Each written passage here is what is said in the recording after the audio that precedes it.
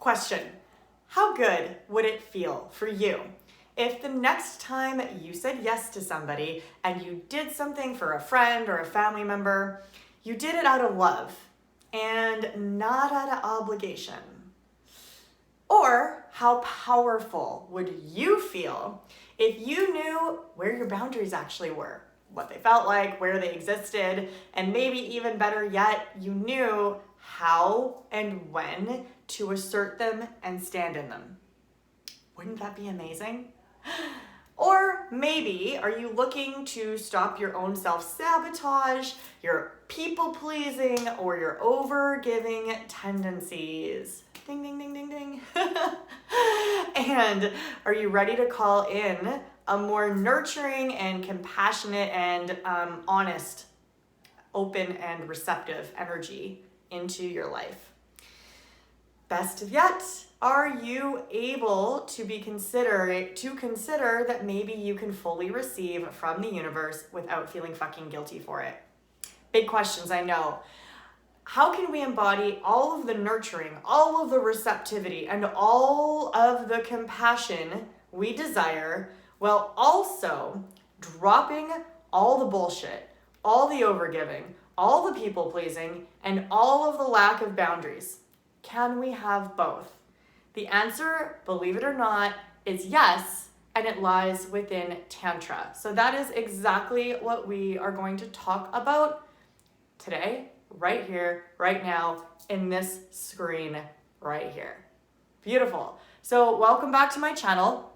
My name is Stephanie J. If this is your first time here, welcome. I am the Erotic and Tantric Alchemist, and if you are one of my regular subscribers, welcome home. I love you.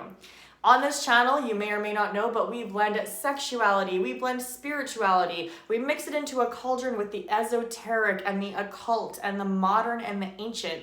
Then we ground it all in 3D reality, and we fuse it with a sprinkle of inspiration.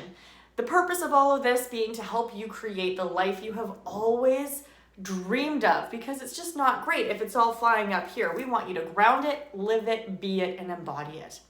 So if you didn't already know that spirituality and sexuality together light the pathway to an incredible life more than any professional development book ever could, then my friends, I've got a lot to show you. So you're definitely going to want to hit that subscribe button. You're definitely going to want to join me down this rabbit hole. I promise you it goes deep, and I promise you it's fucking amazing. Okay?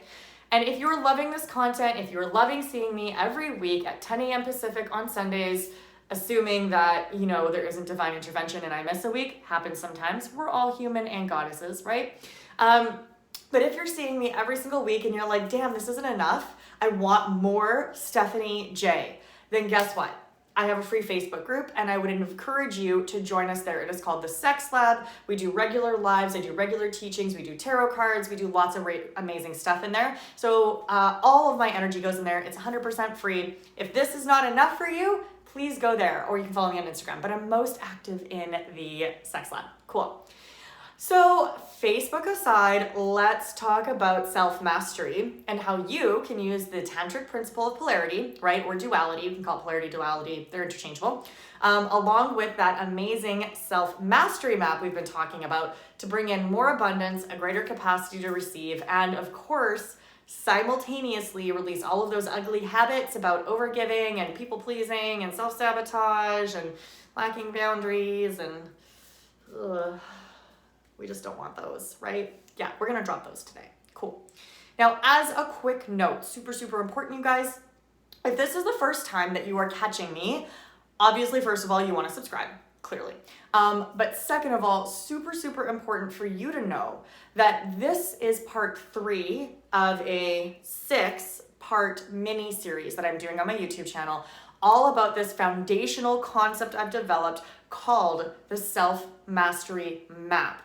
Okay, so this is one of 6. Now this map that I'm talking about, the self-mastery map, it leans on the principles of tantric duality / polarity, and actually a whole load of other ancient and modern systems. We've got Hermetics, we've got Egyptian, we've got astrology, we've got lots. I'll explain those in other videos, but I want you to understand exactly why you keep, dating the same guy just with a different face over and over again.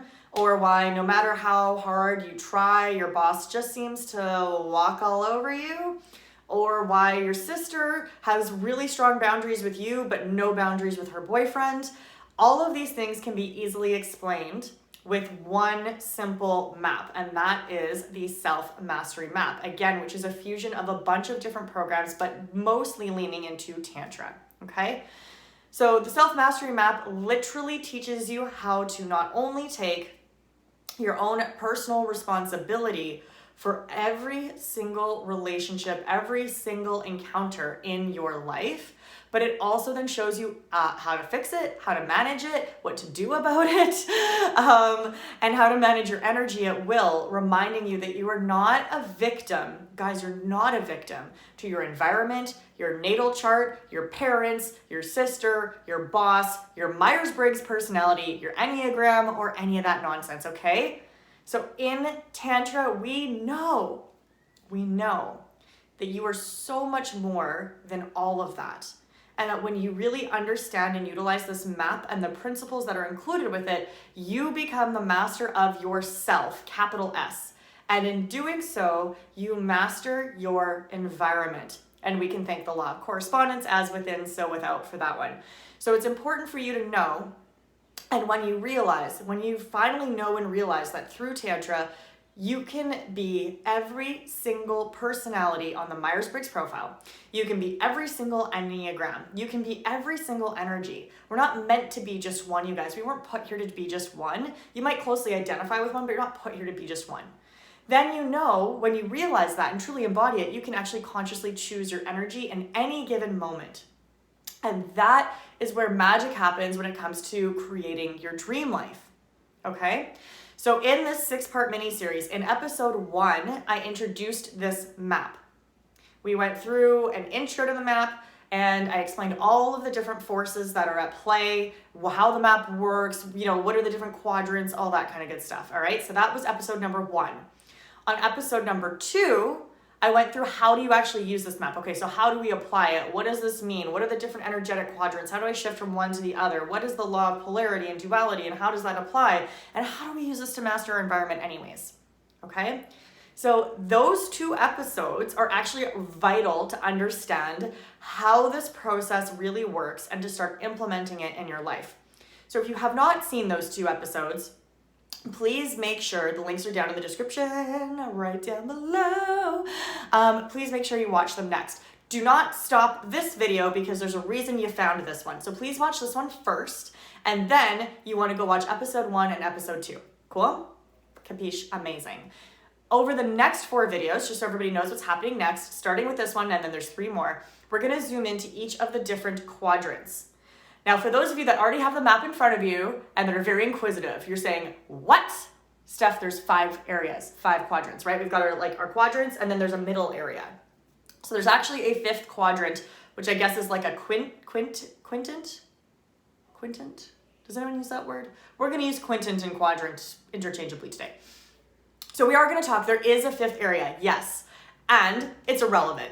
Until we understand the 4 main ones, it doesn't make sense to dump into it. So we're not going to focus on that. We're going to focus on those other 4 quadrants, the light and dark and the yin and yang, light and dark and yin and yang, pardon me, for this mini-series. Now, if you're someone that loves information and you're just dying to know about the 5th archetype, do not worry. We are going to be hosting a multi-day self-mastery intensive going deeper into this map. It'll be over the summer. So this is being posted in May. This will be in like July or August. Okay. In the intensive, we'll be diving even deeper into each of the five areas and their related energies. This will be focused on interaction. There will be lots of one-on-one question opportunities. We will have embodiment practices. We will have homework, right? So this is going to be a really deep dive. We're going to go more into like what are the planets and the skandhas and the Buddhist technologies and blah, blah, blah in each region. And we're going to go through the 5th upper and lower. Okay, so this is really going to go in depth. If that is of interest to you, please join my mailing list at stephaniej.com and you'll be notified when that course is live. We're not going to do it for this mini series just because it's too much information. You guys, I could talk for hours about this as you're seeing. Okay, so let's dig into the light yin quintant quadrant. That's what we're going to do today. What are the characteristics of light yin? How do I get more of the in-balance characteristics and less of the out of balance or neurotic characteristics? And how do I use this knowledge of the light yin quadrant to master myself and therefore, as within, so without, master my environment? So first of all, let's start with orienting ourselves. When we're talking light yin, this is the top left region of your map. Now, here's a good point. If you do not have a map in front of you, you're gonna wanna grab a free copy of it. Again, lots of magic in that description box today, you guys. So go down below, go to the description. There's a free Dropbox link there, and you can grab the link, okay? So what you're gonna see is we have a vertical axis going from top to bottom, which goes from light to dark. Now we can consider this to be conscious and subconscious. If we were gonna use Jungian psychology, we could also consider solar and lunar energies. I prefer using the terms light and dark here because it's just cleaner and more appropriate. So light and dark is what we have on the vertical axis. On the horizontal axis, this takes us from yin on the left to yang on the right. Okay, so from yin to yang. We see yin and yang energy referenced in Chinese medicine. So we see this in Taoism. We also see it in macrobiotics, which is a common diet a lot of tantrikas follow.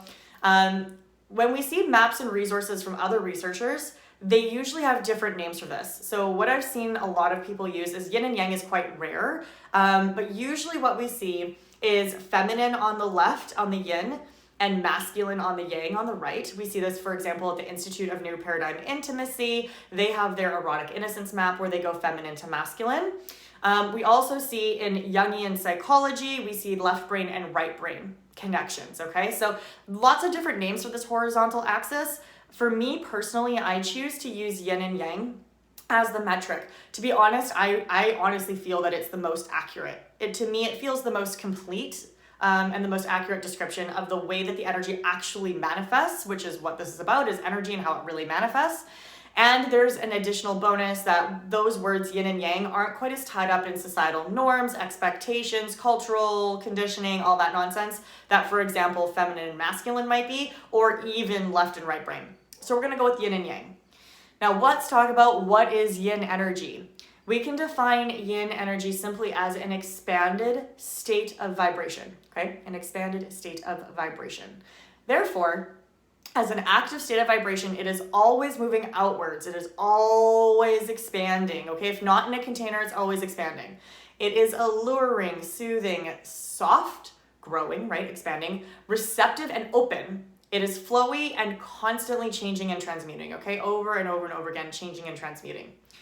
Now let's just keep in mind though, this does not mean, just because it's always moving, does not necessarily mean it's moving quickly. In fact, it probably isn't. Yin air energy is slower moving.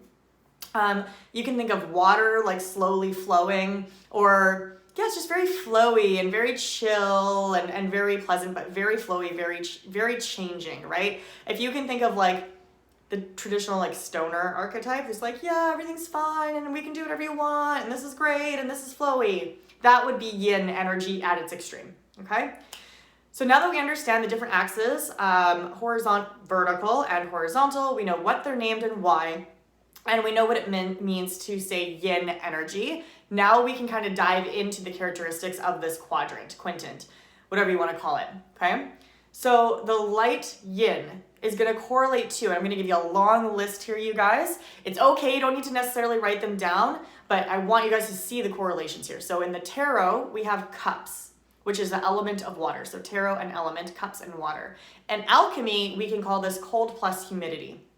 Now, when we look at the astrological implications, we're looking at our water signs, Scorpio, Cancer, and Pisces, and their related planets, which are Pluto, the moon, and Neptune. If we want to go into Buddhism, if we're looking at the klesha, we would say jealousy. So the klesha here is jealousy. The natural expression is energy, and the skandha is cognition. If we're looking at Jungian psychology, the archetype would be the lover, which would be mother and right brain. And again, at the Institute of New Paradigm Intimacy, we would be in the light feminine quadrant. That's a lot. I know. It's okay. I want you guys to have it, but it's not necessary to understand at this point. But what is necessary to understand is that the light yin is a beautiful and nurturing energy, okay? It is the energy of absolute, true, undeniable, unconditional love. Here we are in harmony with our environment. We feel blissful and joyful and loving, so loving. It's like our heart is exploding out of our chest. We give to others with an overflowing cup. If you know tarot and the Rider-Waite deck, think of like the Ace of Cups, which is like overflowing from one cup into a bunch of other cups. Okay? Now, when we're in this energy, we receive with excitement and grace. We can be there for others, we can care for them, and they can care for us. So it works both ways. We are open, we are honest, we're intelligent, open-minded. Because of all the ability to receive, our achievement is easy. We're not focused on achieving by pushing, right? We're achieving by being instead of doing. This is the energy of being. When in balance, wonderfully soft, receptive energy to hold. It's beautiful. Okay? That's your imbalance light yin. Sounds pretty amazing, right? Now, like all the quadrants, we also have an out of balance component that we absolutely have to look at. So the light yin, if it's not properly supported, it's not properly honored, it can actually become deeply jealous, very possessive, and overly emotional. Okay, so you can feel kind of like you're being dashed around emotionally all the time. We can be overtaken by envy and really, really, really caught up into comparison, you guys. Okay, so you can think of somebody, if we were to go too far into this quadrant, this is what would happen. We would also develop a tendency to move towards perfectionism. So basically, there's a constant need to make everything really efficient, really pure, and really perfect, mostly so that we can avoid being criticized ourselves. So you can kind of think of like an overbearing mother who cleans the house 3 times a day and then gets really pissed off when nobody notices how hard they're working. I think I've had a few of those. Well, not a few mothers, one mother, but a few like mother-in-laws basically. Now, what's really ironic about this archetype is that when out of balance, the light yin moves from able to receive with ease, which is imbalance, to unable to receive and resentment because of that. So you can kind of see how it shifts, right? From able to receive to not able to receive and not happy about it. Why does this happen?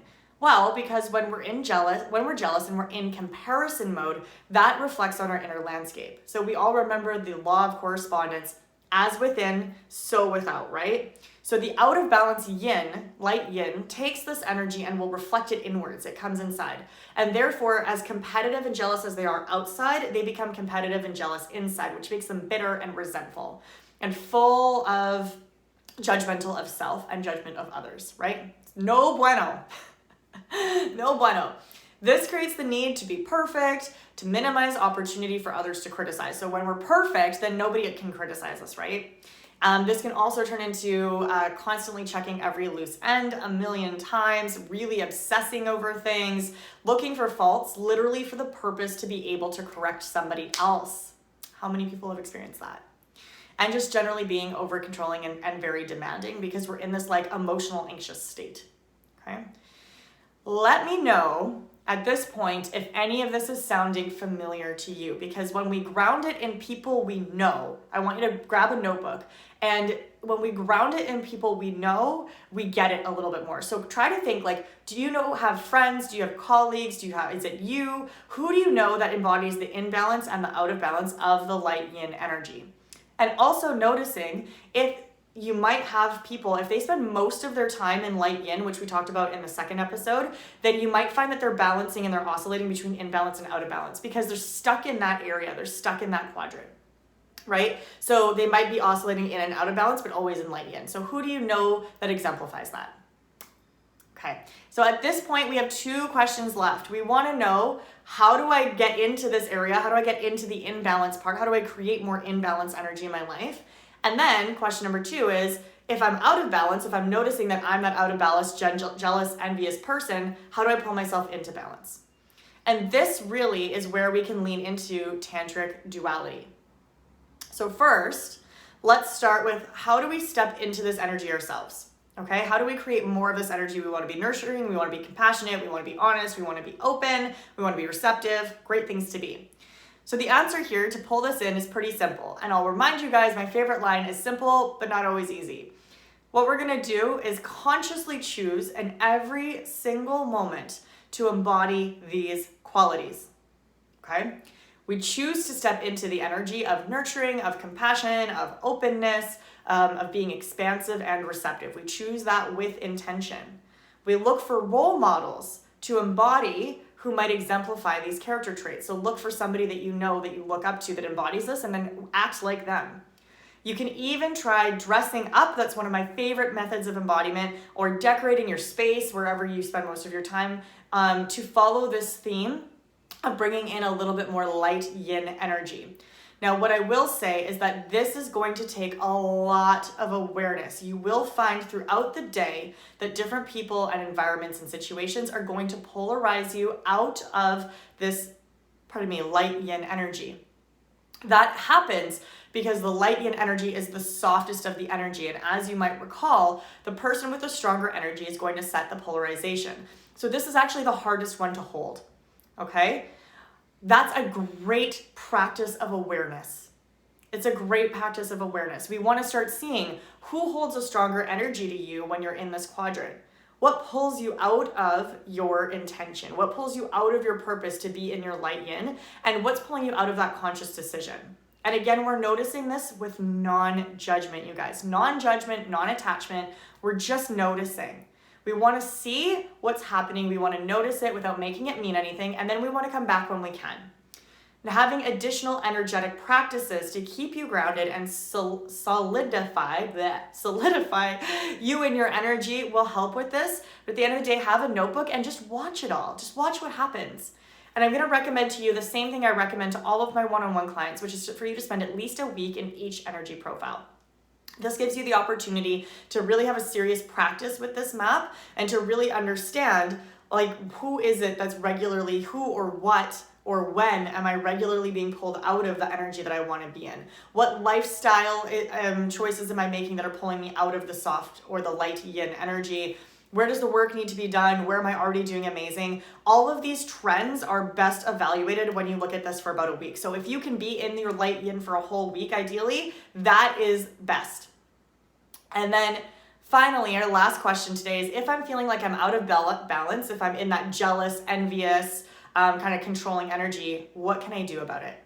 So when you look at the map, again, tantric polarity, you will notice that all of the out of balance neurotic expressions are on the outside of the circle. So the map has a circle, on the outside is neurotic, and on the inside is imbalance, right? This puts them further from center. So they are further from the imbalance center, awake and healthy expression.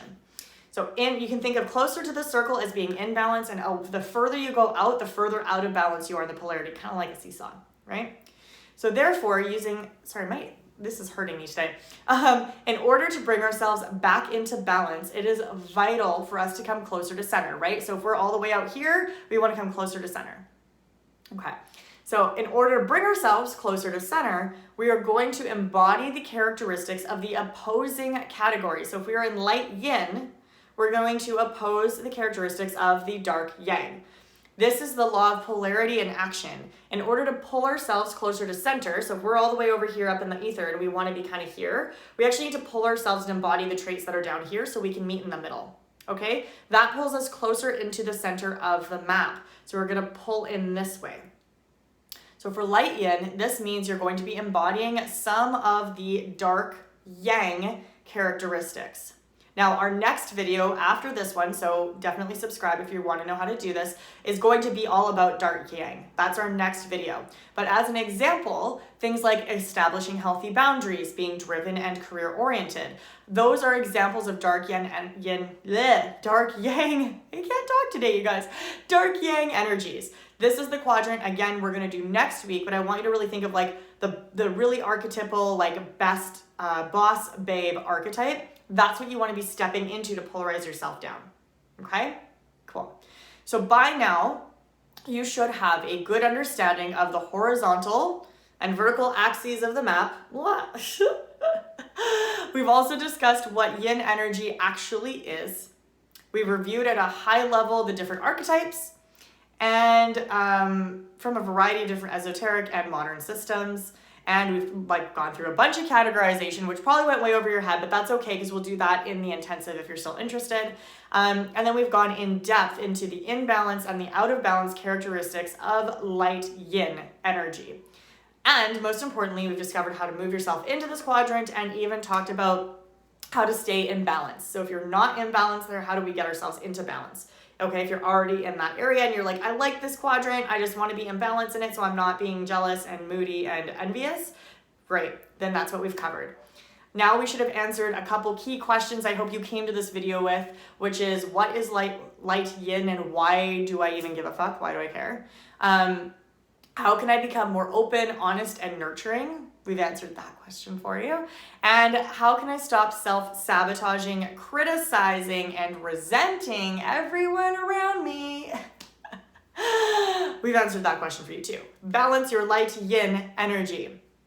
And this is really transformational stuff, and we are only on the first quadrant. So you guys, we have only just begun. It gets better and more fun from here. Yay! Again, as a reminder for those wanting to go even deeper into this topic, including the meanings of, for example, the alchemical and the astrological and the planets and all those different associations, or if you want even more details on how to pull yourself into balance on this quadrant, or what happens to the environment, super important. What happens to the environment when you step there, when you consciously choose to be there? That is the level of stuff that we're going to do in the self-mastery intensive. You can kind of think of that as like level 2, right? Here we're going to do level 1. You're going to have enough to really make some massive changes in your life. And if you want to go even deeper, the self-mastery intensive is going to be like a level 2. And when that's available, my email list will be the first ones to find out. So again, make sure you get on that mailing list, stephaniej.com, and you will be the first to know. And of course, also, I'm getting a ping to remind you that if you're on my mailing list, please make sure that you mark my stuff as primary or whitelist it so you actually get my emails. Cool. And of course, I literally can't talk today, you guys. What is going on here? Anyways, if you have questions, please drop them in the comment box down below. I love hearing any comments, questions, thoughts, concerns, anything. I would also love to know if you do a little bit of reflecting on who do you know that falls into this quadrant and how much time have you spent in this quadrant, and are you in balance or out of balance, or any kind of stories or beliefs. Like a lot of people have stories and beliefs about what might hold people in this quadrant, or like, what does it mean to be in your light yin? What does it mean if other people are in their light yin? Those are really great journal prompts for you to explore this map. And if you feel comfortable sharing those in the comments, I would love to see them. That would make me so happy. So really dive into like, who do I know that embodies imbalance? Who do I know that embodies out of balance? When am I in and out of balance in this quadrant? And what stories, beliefs, or identities might I be holding around that specific energy being in or out of balance? Great. Would love to see that share. And of course, while we're talking about comments, I'd like to remind you that every single comment, every single like, every single share, every single subscribe, it really helps YouTube serve this up to more people, more amazing humans who want and need this work. So if you're able to support this channel by helping other people find it, by liking, by subscribing, by sharing it with your friends, please do that, because our community will so thank you, and it'll be a great way to grow this community and help other people, other amazing humans who need this work, find it faster and easier. So if it's transforming your life, let's help it transform someone else's life, okay? Now, if you are ready to see the next topic, we are going to talk dark yang next week, Sunday, 10 a.m. Pacific, 12 Central, 1 p.m. Eastern. What is dark yang? It's your stereotypical driven CEO. Can be aggressive, can be determined, sometimes a little predatory. Yeah, you heard that right.